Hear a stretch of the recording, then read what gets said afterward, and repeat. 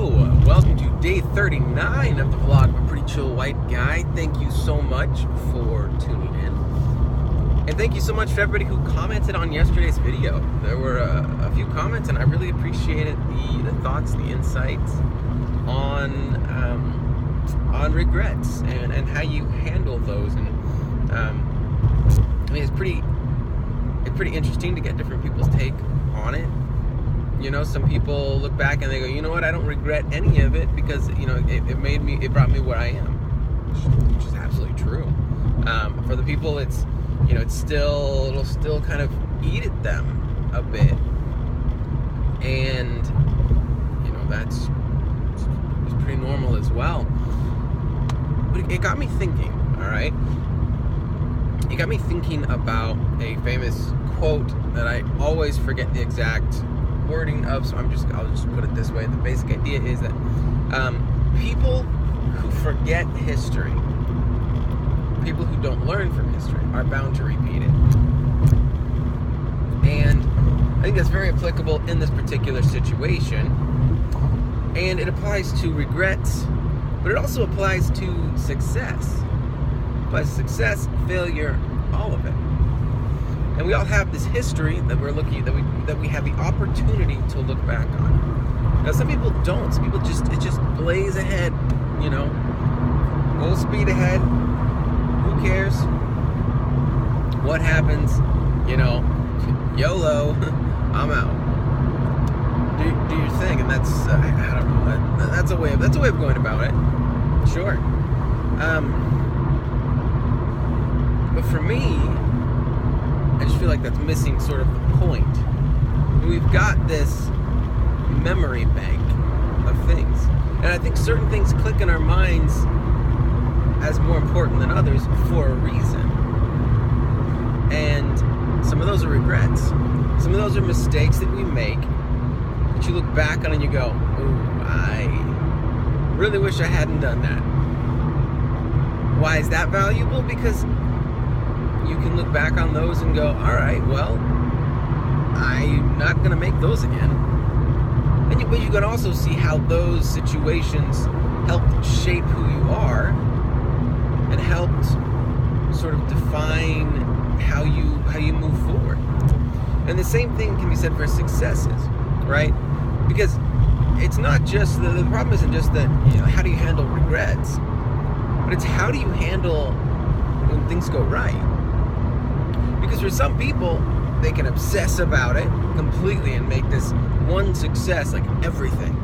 And you know the people, they're the ones who are still bragging about this time in high school when they scored this touchdown and won a championship. But and like that's the pinnacle. That's it, man. Remember I did this one thing this one time.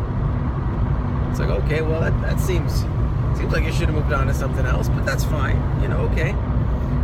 And then other people, they look at success and they sort of dismiss it because they have so much self-doubt that they go, it's not likely to happen again, so I'll just go back to the other side of it, which is I'm not really ever going to do anything.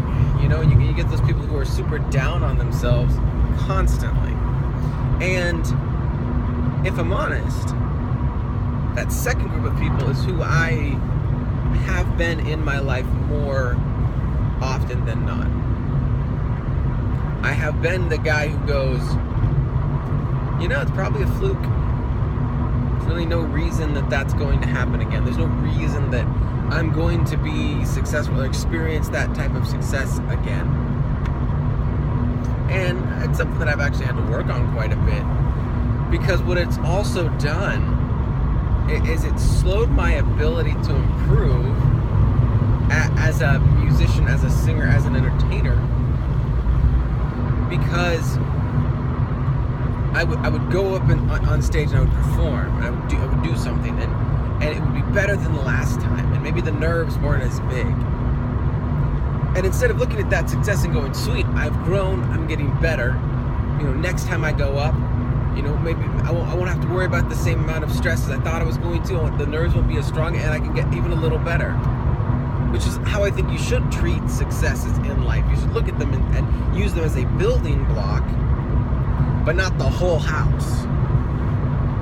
But you need to use it as something to look at and say, I'm getting better, or I've improved, which is a good thing, and now I can build off of that. The same way you look at a failure and say, oh, I messed up. Okay, well, what can I learn from that? How can I, sorry, 2 hands on the wheel.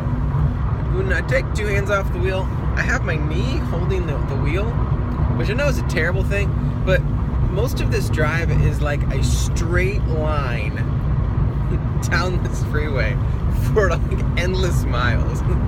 So I apologize. I'm sorry. I'll work on that. All right. Anyway,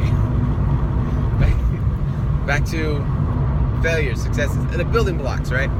And my biggest problem was that I would stack up a pile of failures, and the successes I would sort of like kick to the side and say, no, you can't really count on those. But I think that's the wrong approach to it. They're both there for a reason.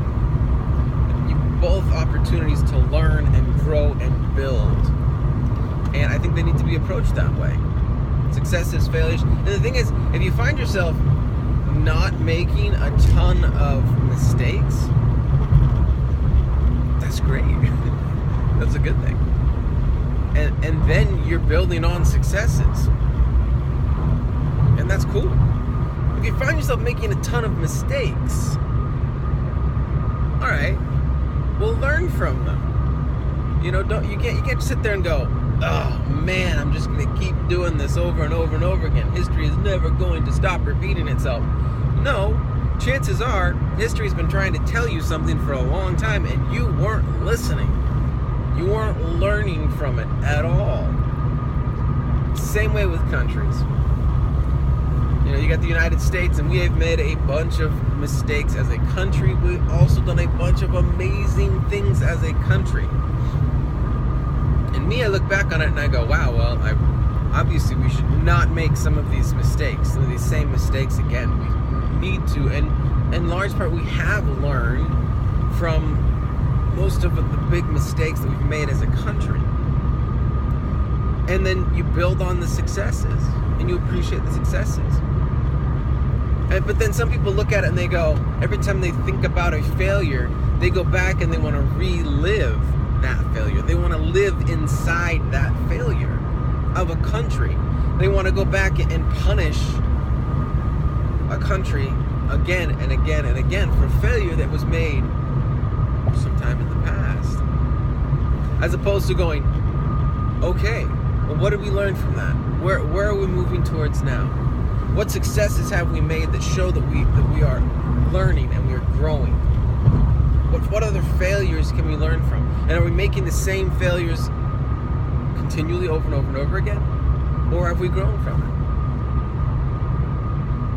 it? And so I think all of it applies. All of it is part of a well-rounded view of life. A well-rounded view of yourself and your own history and how you got to where you are, and it should also help shape the way that you view going forward, the way that you approach the next years of your life. To look back and say, well, I obviously don't want to repeat the mistakes that I've made. I obviously want to grow and learn from those mistakes. And I also want to look at the successes and try to build on those. And see in a year or 2 years or in 10 years, I want to look back and go, I learned, I grew. Didn't make the same mistakes. And the successes that I made grew on top of each other and allowed me to achieve more and to just be more as a person. Well, those are my thoughts. Feel free to let me know what you're thinking about that. I know that was a bit long. God, these keep getting longer and longer and longer. And this one wasn't even about politics. I'm going to try to make like a 3-minute video tomorrow.